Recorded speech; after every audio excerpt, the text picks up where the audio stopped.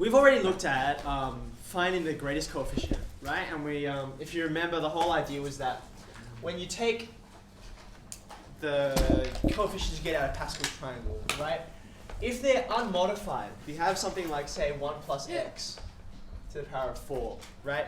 The greatest coefficient is going to be right in the middle. But as soon as you start to change these numbers, right, it starts to skew, you know, where the top will be. It'll be over this way or this way, depending on which number's greater and how much greater it is, right? So it's just about finding the biggest one. And you remember that I think the condition we used was, when does the coefficient of 1 become greater than the coefficient of the next one? And then we had all this factorial and NCR notation, and it all cancelled out, right? Okay, so kind of an extension of that, or a more general way of tackling the same kind of question is, what if you want a coefficient of some specific term? No matter whether it's the greatest or the least or whatever. How do we work it out? Well, here we had these kinds of shortcuts, right, to get us straight to the correct term. This time we're not so lucky, so we're going to have to do some kind of expansion at least. Maybe not all 13 terms, but we'll have to do some, okay? So let's start by writing out 2x cubed, morning, come on in. What are the first few terms of the expansion? And you'll notice one of the things that's tricky about it is that you've got the x cubed and you've got the 1 over x. So not only are the constants interacting with each other, but the x terms are also cancelling out and adding together and so on. All right, first term. Remember, every term has got its 3 components. It has its binomial coefficient, then it has some of the first term and some of the last term, right? So what's the binomial coefficient of the very first term in this case?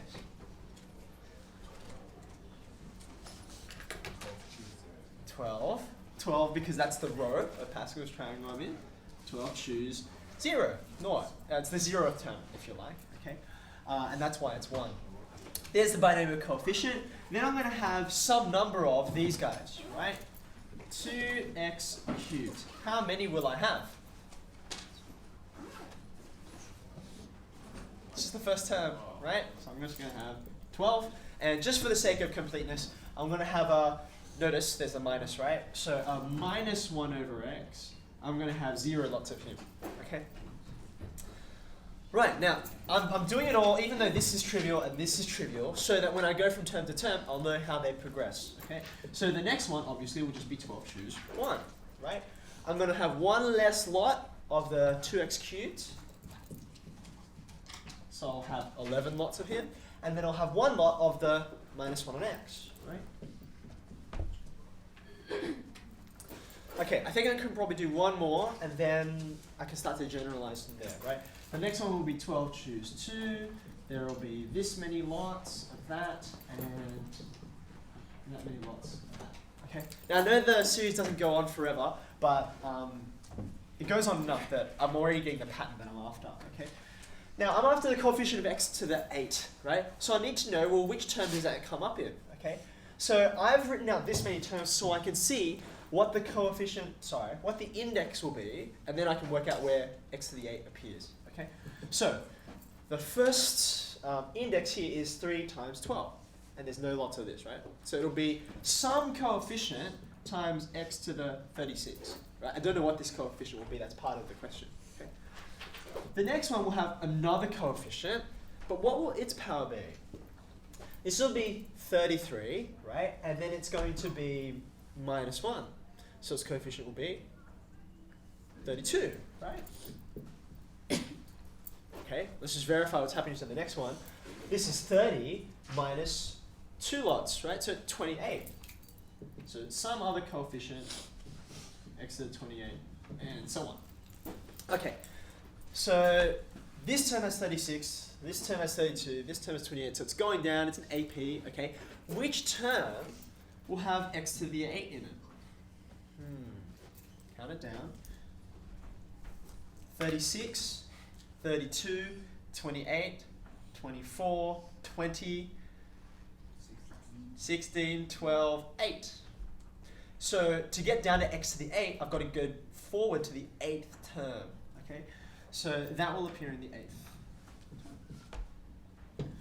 Okay, so now that I know which term it is, now I just have to work out what the coefficient is, okay? And thankfully, I've already written out what the pattern for each of the coefficients is, each of the terms is, so therefore I can work out the coefficient. That will be,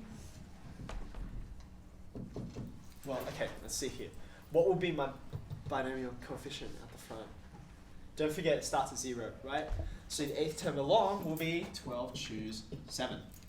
Okay? Now that 7 and these numbers here, right, how do they relate to each other? I'm going to have 7 less than 12, right? Because that's counting down, right? And then, how many lots of this am I going to get? 7. Okay. Now, actually, because it's the coefficient, right, I can actually leave off every part of it that has an x in it, okay? So I can probably just say, well, don't worry about that x cubed, okay? And don't worry about that x. What I'm interested in is the 2 and the minus 1. That's what's going to give me the coefficient, okay? So then, 12 choose 7. I don't know what 12 choose 7 is.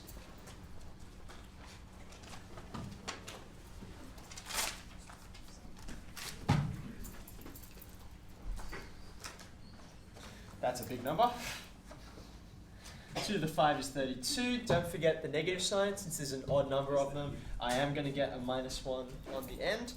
And that's going to give me minus 25,344.